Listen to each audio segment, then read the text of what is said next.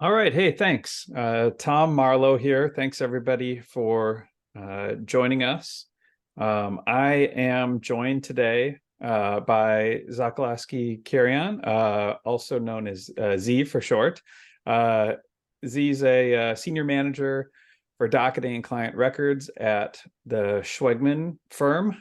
Glad to have her talking with us today. And also Adam Reese from Black Hills IP.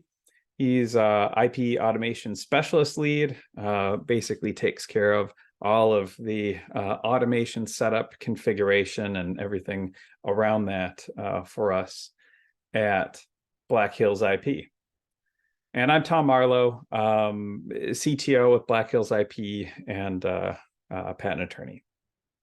So today we're going to look at process and automation around intellectual property, specifically with respect to Foundation IP. I'm going to start us at the high level here before Adam and Z get into the interesting content. This is the 50,000 foot view to set a bit of foundation for our talk today. As we all know, there's plenty of steps, tasks, things to do in the day-to-day work of IP. And these processes range from simple to complex, from the mundane to really those things that flex our creative muscles. Processes and workflows are important because they generally guide how we handle these things as they occur in order to make sure that, nothing gets overlooked or missed.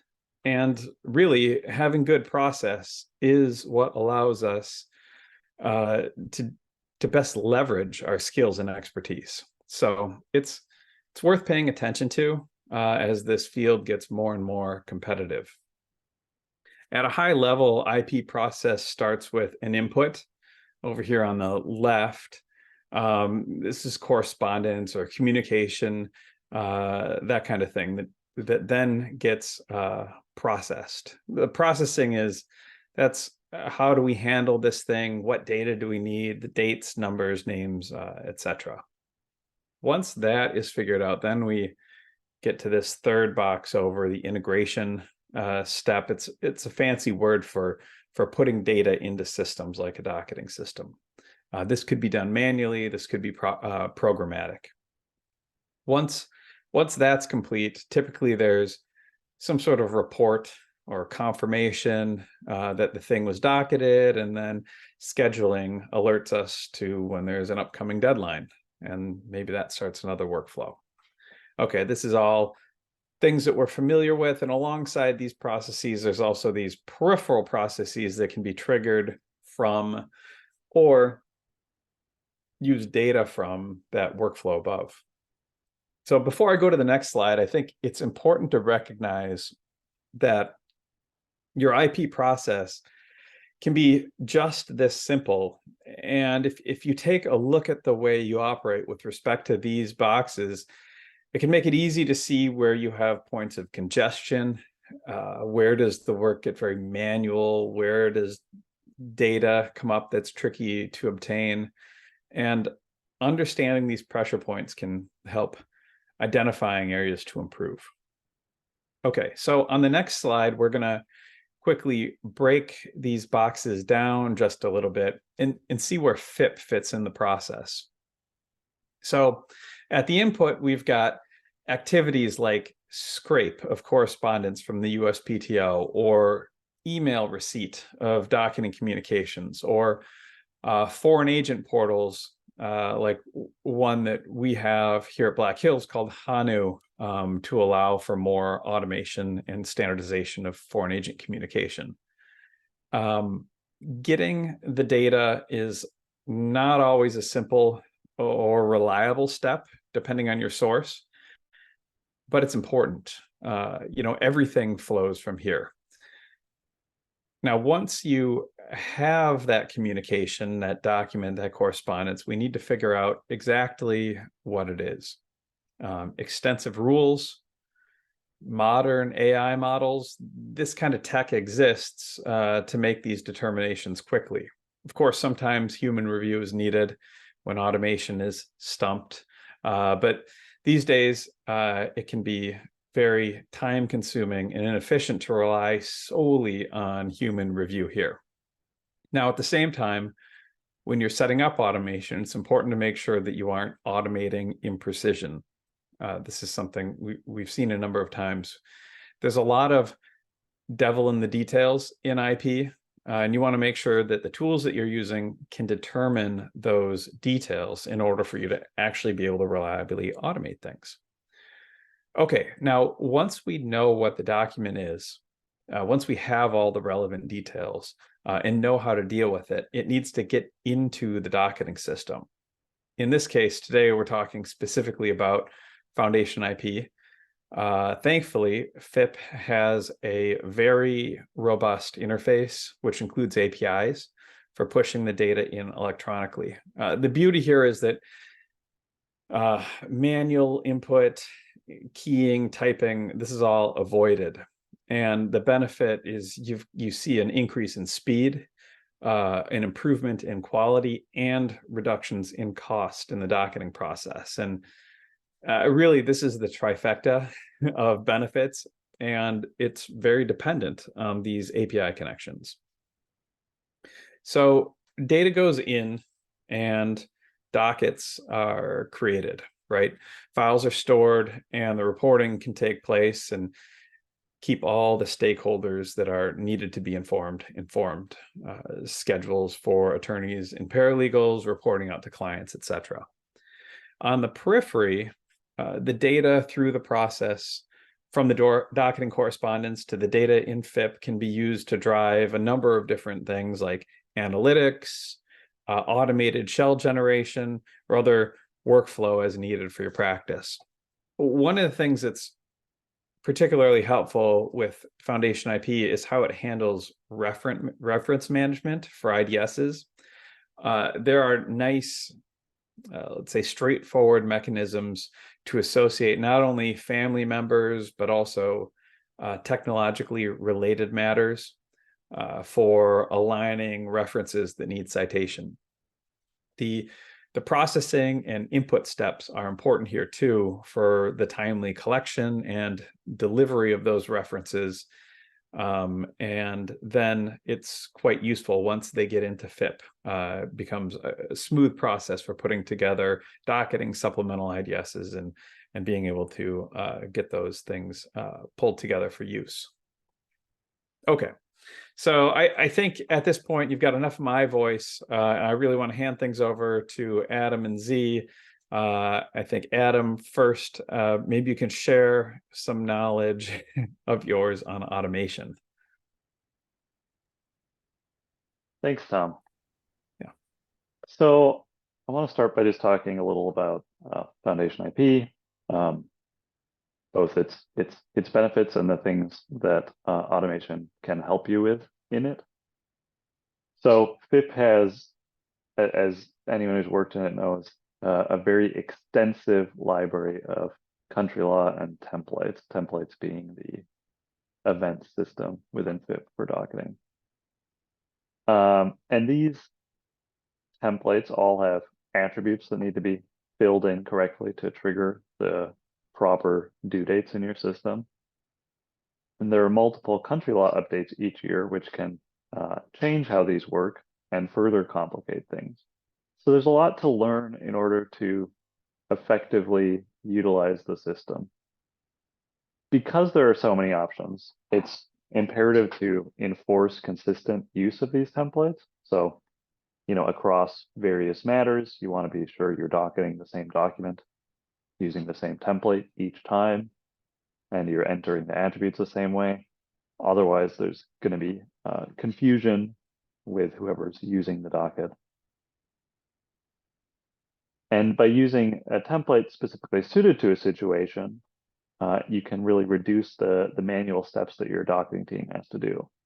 A simple approach might be using a generic template to docket a foreign office action deadline, whereas a more sophisticated solution might use a template that calculates that due date based on a mailing date and automatically launches other relevant dates, such as a standard timeline for providing instructions on response, or the supplemental IDS due dates in related cases.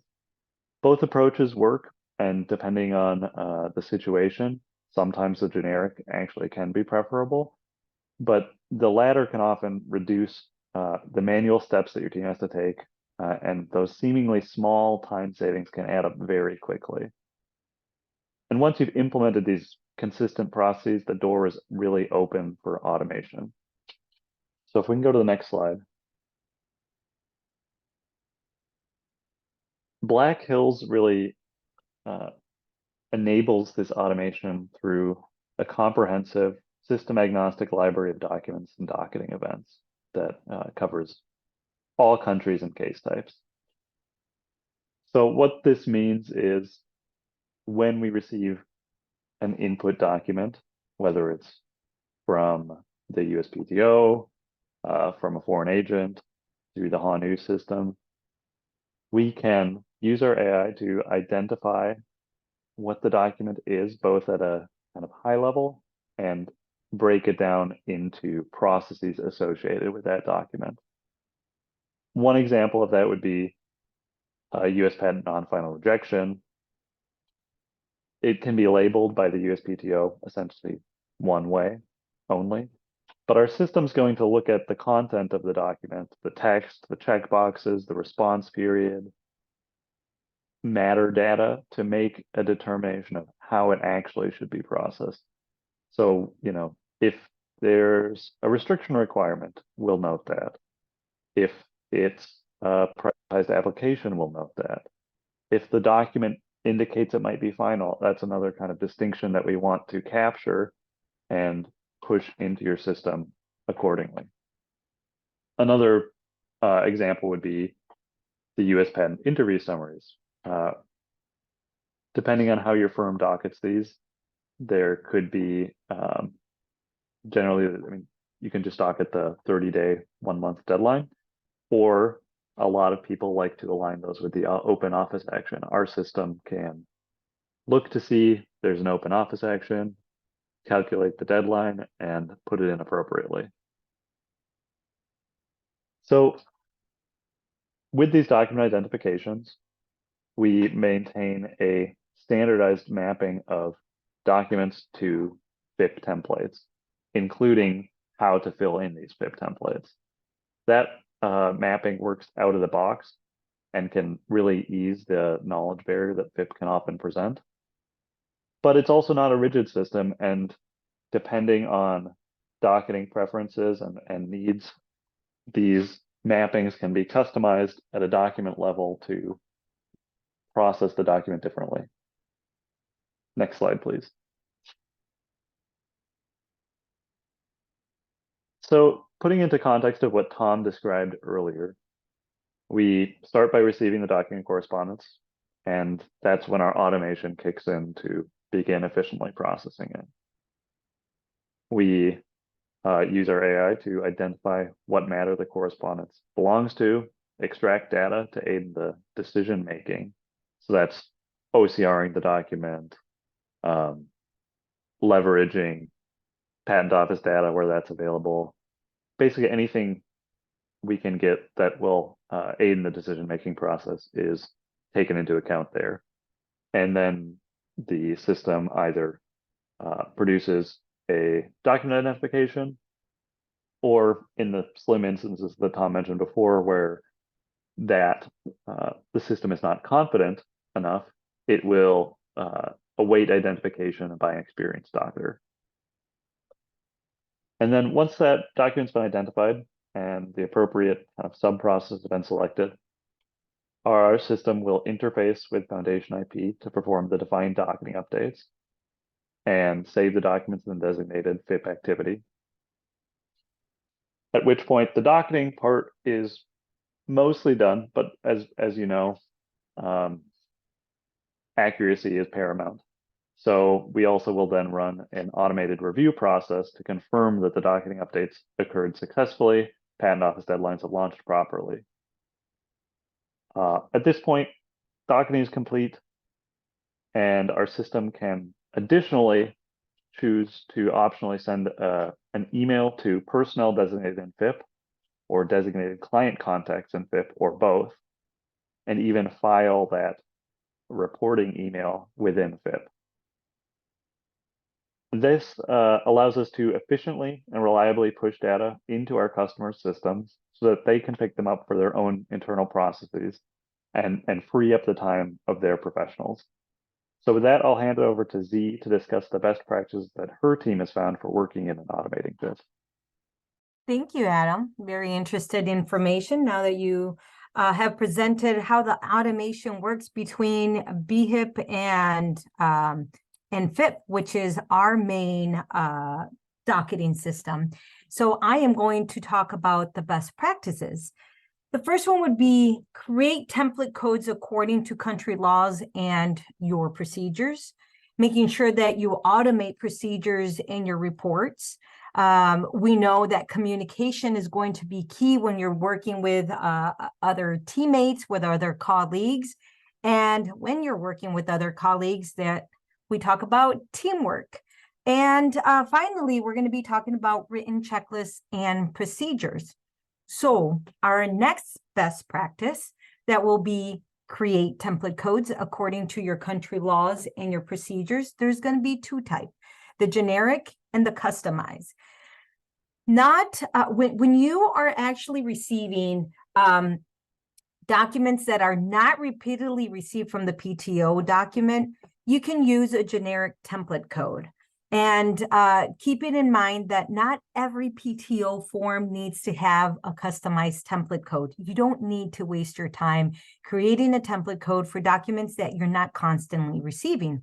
But when would be a good opportunity for you to customize your template code? And why would you do this? Well, I would recommend to customize a template code because it's going to eliminate extra work. You don't have to launch this generic template code and constantly be changing the name, the task, what are the activity attributes that you want to be filled. So it would eliminate extra work if you end up customizing a template code. And in the long run, it's going to be a time saver for you because you already have this template code that you're going to be able to use, and you don't have to do that manual launch or modification. Some activity attributes are also going to be able to help you out with reports and processes that you have put in place for other departments, not just in the docketing department, but other departments that you might be working in. For us, we have case managers and paralegals. So we will need to adjust these procedures according to those departments.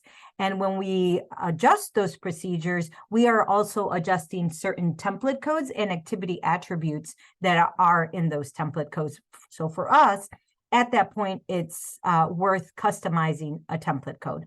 And also, in the most important part, it's going to help with automation, which takes us to our next slide. Another best practice is going to be automate procedures and your reports, not only for your docketing department, but it's also going to be helpful for other departments in your firm, even your attorneys, in my case, case managers, paralegals, the admin team. So when you automate the procedures or the reports, this is going to free up your time for other tasks that need your attention. And I am going to say one of the things that I recently found out last year, we opened about 4,200 transferred in matters. And at this point, we are at 12,000 plus transferred in matters. And it's because the fact that Black Hills IP is doing our docketing for us, it has freed up the time for us to be able to concentrate on all of these transferred ins that are coming in that also generate big reports. So thank you, Black Hills, for that. The other thing, and one of the most important things when you're automating your procedures, it's going to catch human errors. Nobody's perfect. So there is a little typo on the filing date. That means that your non-recoverable deadlines are going to be launching incorrectly.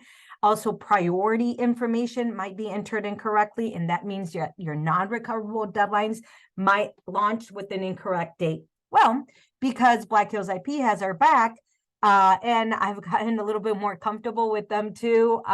Whenever we get that filing receipt and it goes through their verification process, which is through automation, I will get an email from Black Hills and they will be like, hey, we noticed that this non-recoverable deadline did not launch, or we realized that once we matched your filing receipt with the data that you have in your docketing system, it doesn't match and it has an incorrect date. And I was like, oh my God, thank you very much for bringing this to my attention.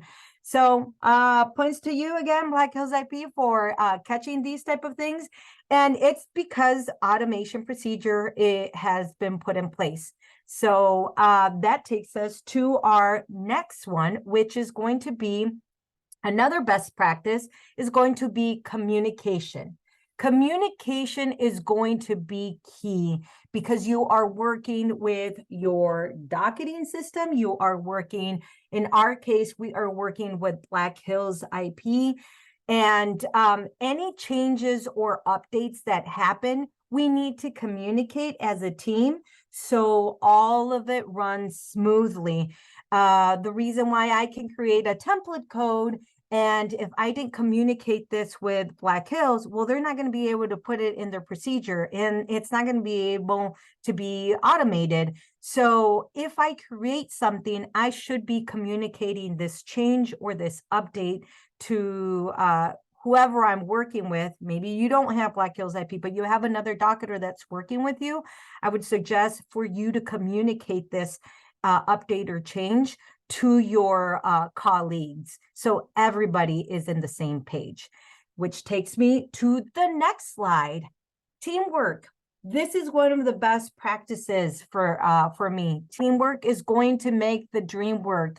You're going to be working with different colleagues, even when you work with somebody with another firm or with your docketing system. If you communicate and you work as a team, you will be able to put procedures in place and it will help so everybody is on the same page.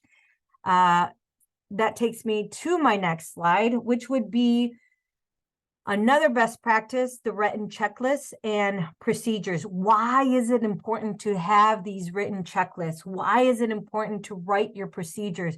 Well, for training purposes. You never know when your workflow is going to grow, when it's going to, when you're going to need to hire somebody, or you need to get rid of somebody else, unfortunately.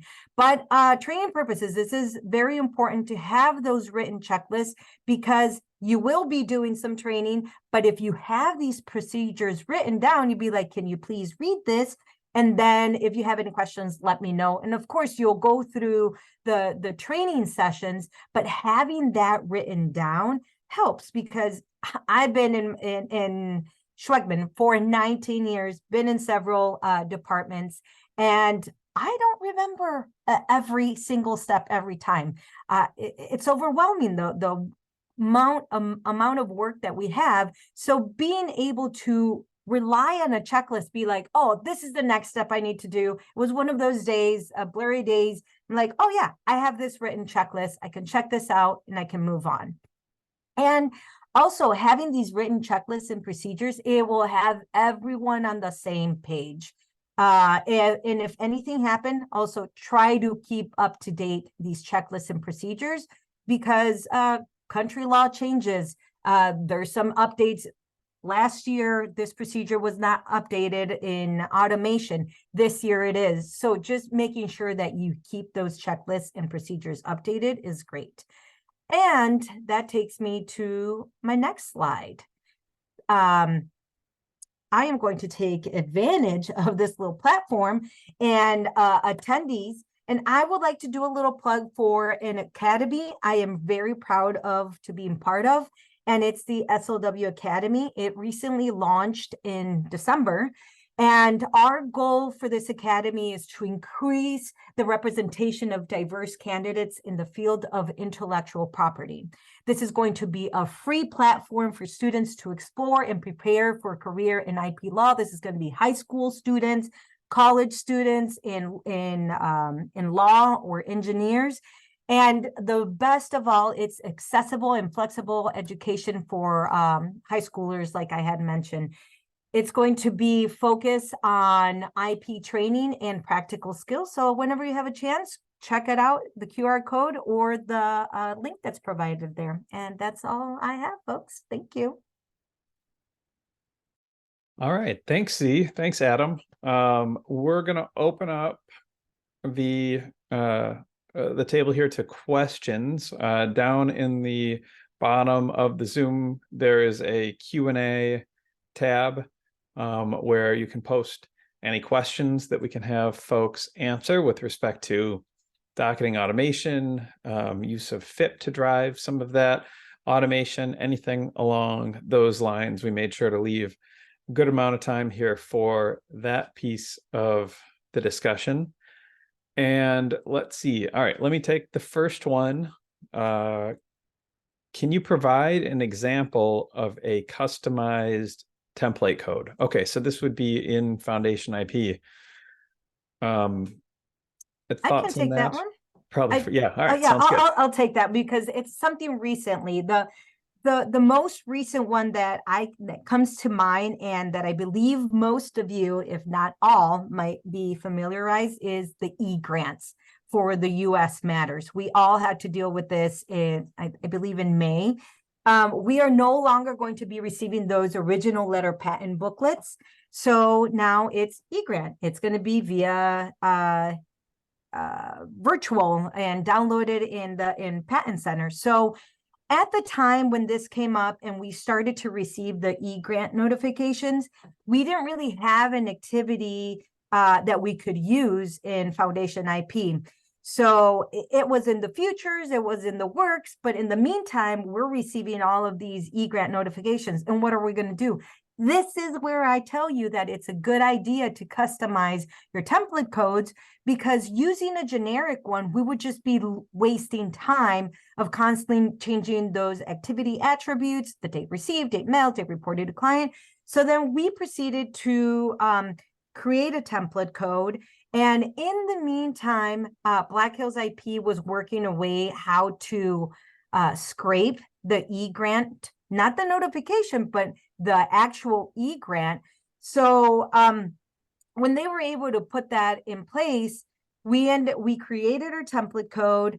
Black Hills IP was able to download that e-grant, and now between us putting together a procedure, now that procedure is automated. So we have, like, it has really helped me, because now I don't have to be worrying about what's going to happen with these e-grant notifications, what's going to happen with the actual e-grant, how it's going to be reported out, because now that there is an automation put in place, now I'm actually a happy customer, because Black Hills IP is handling this part for me. And now I am able to concentrate on other tasks that takes priority on me dealing with e-grant notifications. So that's one that recent comes in mind for customizing.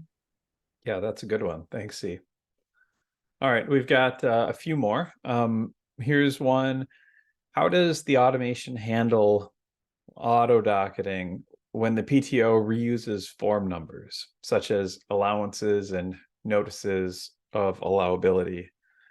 This is probably for Adam, but when the PTO basically uses the same form number or document code, how does automation or the auto docketing system figure out the granularity there?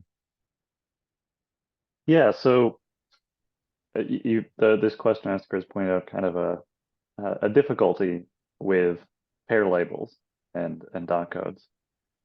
And our system avoids this issue by looking not just at how it's been labeled in pair, but the content of the document. So we're going to get the text from the document, the checkboxes, and make a distinction of, is this a notice of allowance? Is this a corrected notice of allowance? Or is it one of the allowability forms, whether that's, the typical one, supplemental or corrected? And our automation can automatically make those decisions and process them accordingly. Yeah, okay. So that's an important one, especially with a lot of the automation that's out there. Is it getting into the weeds, actually looking at the document more than just the document code that's presented in PAIR or in Patent Center. Let's see. Here's a question. Are there any other dockets, I assume docketing systems, with private or public APIs for integration? And I'll answer that one real quickly. Yes, there's a number that are out there. We integrate with a number of the docketing systems. FoundationIP is one of them. That's the one that we're talking about today. But Patricia, AppCall, CPI, we're working on an IP Folio one right now. So there are a number. Not all of them have integration capabilities, but there are a number out there. So when you're looking, it's worth asking about that.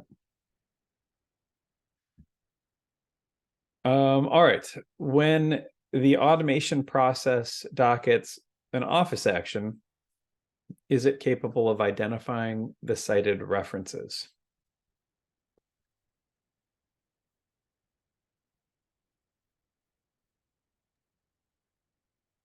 Tom, I can step in and start this answer. Okay, sure. Yeah, thanks, Adam. So automation will automatically determine whether there is a need to docket supplemental IDS due dates and related cases. As far as identifying the cited references within the document, that would kind of be an auxiliary process on top of the docketing. So it would be kind of an add-on. Tom, do you have anything to add to that? Yeah, and we'll also pull, like when an office action comes through and say there's an associated like 892 form, those will get pulled down along with the references that are associated with that. So the references are definitely pulled, and some of the work that we have right now with prosecution shells are pulling in the references and identifying which ones are cited as well. So it's I think the short answer is yes, and the longer answer depends on where the application is, not the patent application, but where those references will be used, because in some cases they're used for standard docketing. They aren't necessarily used in that way, but for things like response shells, yeah. Let's see. What is the accuracy percentage for AI identifying foreign mail items properly? And Adam, I'll take a stab at this, and if you've got anything to add, let me know. But foreign processing foreign automation is an area where we've been making a lot of strides over the years. And I want to say in a number of cases by volume, we've got automation to about maybe 50% or so. Does that sound about right? Yeah, that's right. And a lot of there's kind of a distinguishing line you have to draw between identifying documents and processing them into the system. We're capable of both, but sometimes the processing part requires aligning your process with automation best practices, and which is something we can help with as well. And Tom, I wanted to jump in a little bit on this one. I know they only asked about foreign, but on the US side for Schwegmans, we are at 95% for US and PCT, which is amazing on our end. And as a customer to see that, that's really good. So I just wanted to say that on our end, it's like 95%. So, awesome. Thanks for I know, that. that's really good. I like it. I always like hearing those big numbers.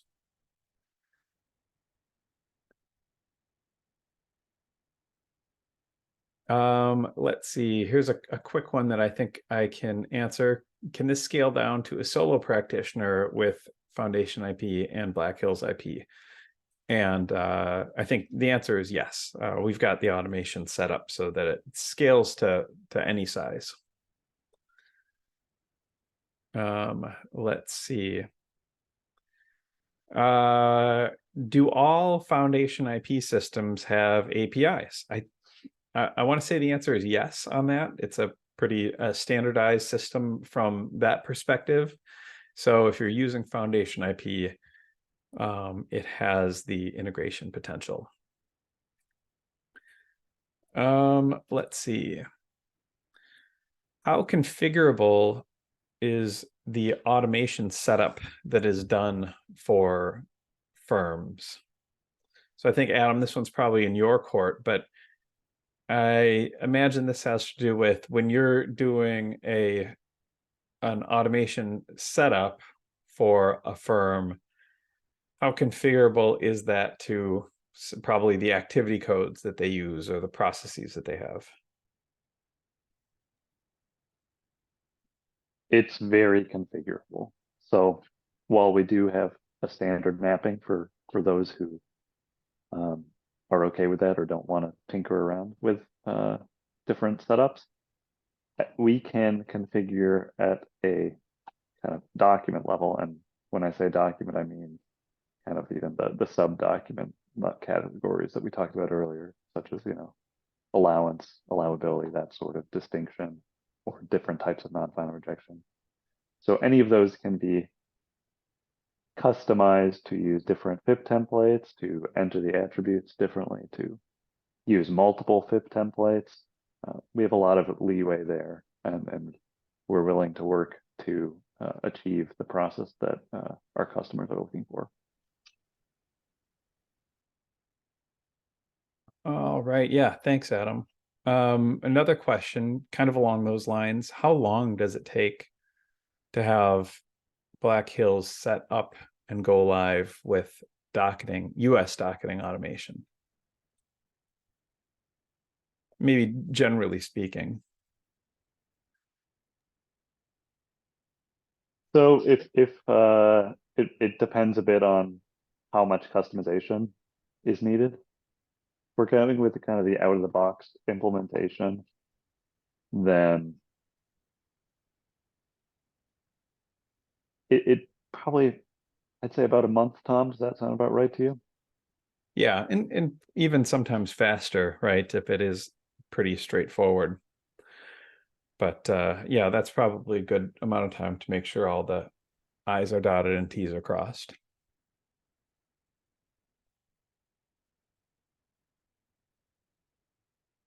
Let's see. All right, got another one here. This one's probably for Z, but where do you keep, you mentioned checklists, where do you keep those checklists and how do you manage the upkeep of them? So we've been using primarily Teams, and it has a whole bunch of folders. So we have it generated in different folders, transferred in, status checks and things like that.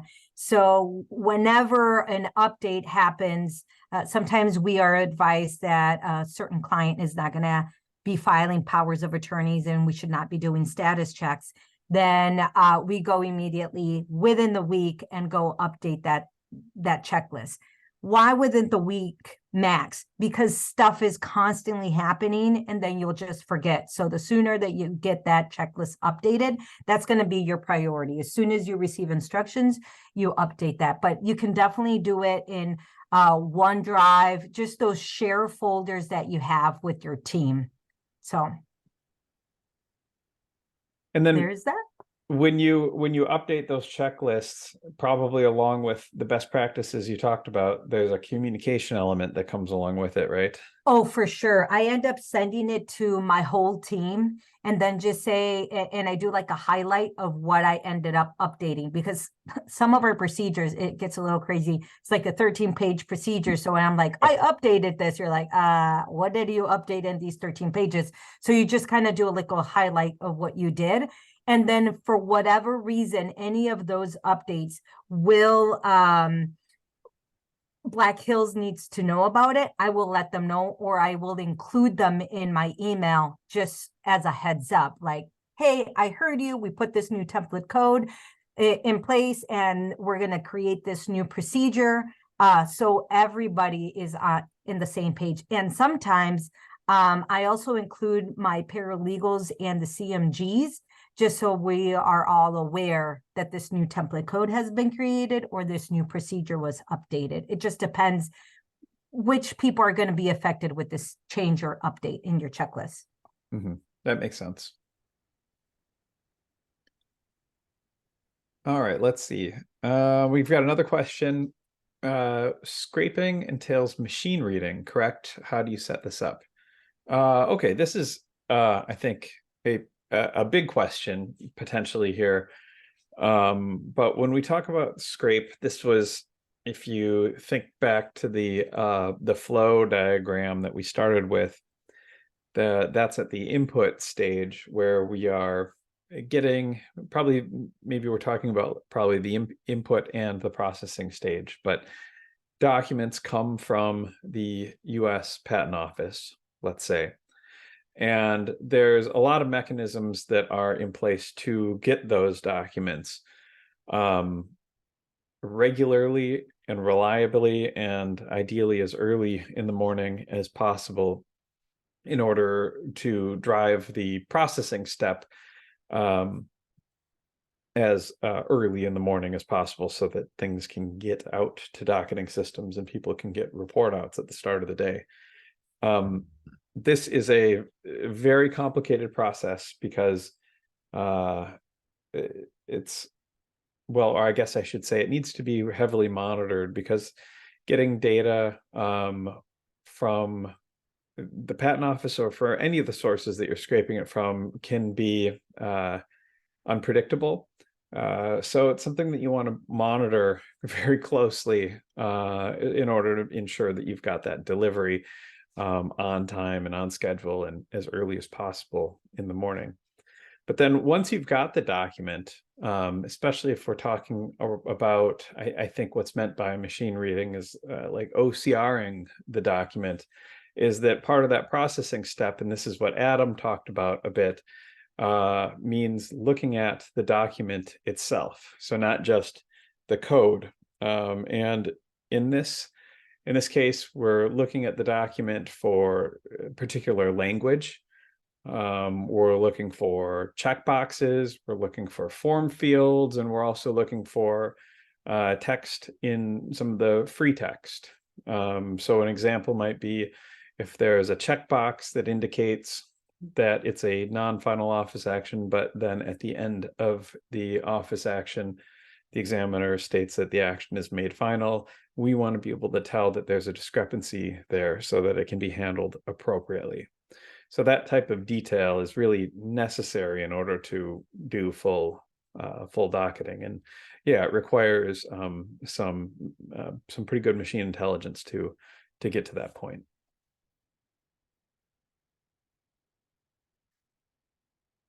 Let's see. Here's a question, which is, how often do you typically see country law updates? Maybe Z, this is in your court with FoundationIP. How regularly do you typically see those? So we see it 4 times a year. Really, it's actually 3 times a year when they do their quarterly updates. And there comes a lot of teamwork and communication, because we receive pages of spreadsheets with all of these template codes that had been updated. So we'll get an email from a paralegal saying, hey, this got docketed incorrectly. And I always go into that spreadsheet to check if that template code got updated or not. But then we communicate, as soon as I get a communication that our country law is going to be updated, I send an email to Black Hills, because they also have the opportunity to go through that spreadsheet and check if there's any changes. And that the template code that we talked about of e-grant notifications that we updated, that was part of one of the rule changes that was going to happen. And we need to change our procedures, because we ended up sticking with the customized procedure that we put in place rather than the country law update. Because at that point, the template codes that we're launching, if we use the system template code, it was creating duplicate work that we had already got rid of when we created our procedure. And that's where customization and communication is key when these country laws happen. But it's going to depend too on the docketing system that you work in. I know CPI and FIP are 4 times a year. Okay, yeah, that makes sense. And maybe as a follow along to that, if you do create your custom templates, like the example that you gave, do they get impacted by the country law updates, or what happens when those updates come through? So it did get impacted. What we ended up doing is we suppressed the system template code so it wouldn't like doubly launch. Now, one thing that I do recommend, and be very careful when you are customizing your template codes and your procedures, is that whatever you're going to do, it's not going to affect a deadline launching. I felt very comfortable creating a new template code for e-grant notification, because it was a document that we were going to be uploading into FIP and saying that it's issued, right? It wasn't going to launch another activity. I would be a little bit more weary if an office action, I'm changing and customizing it when the law can change, and then I am stuck with the rules that I added. And one clear example, long time ago, restriction requirements were docketed. I believe it was like 1 month was the due date. And now restriction requirements are 2 months due date. If I would have customized that when the country law changed, my customized would have like stayed there, and I would have been I needed to look into country law to make sure that it is key with that country law change. So I would just be careful when you're customizing that you're also looking into those country laws, and that you're customizing for activities that are not actually launching other due dates that might be important. So would it be fair to say that customizations can be very helpful, but as country law updates come out, it's important to stay on top of reviewing those and determining if they may impact the customizations that you've done? Yes, that is correct. And also Black Hills has helped us on that side too, because there's been other changes that have happened, and they have brought it to our attention saying, hey, this is what our template code is doing, and this is what the country law is doing. And then we're like, oh, okay, we're going to suppress whatever we ended up doing before this template code existed. And now we're going to go through the system template code, so we're not contradicting ourselves or creating duplicate work.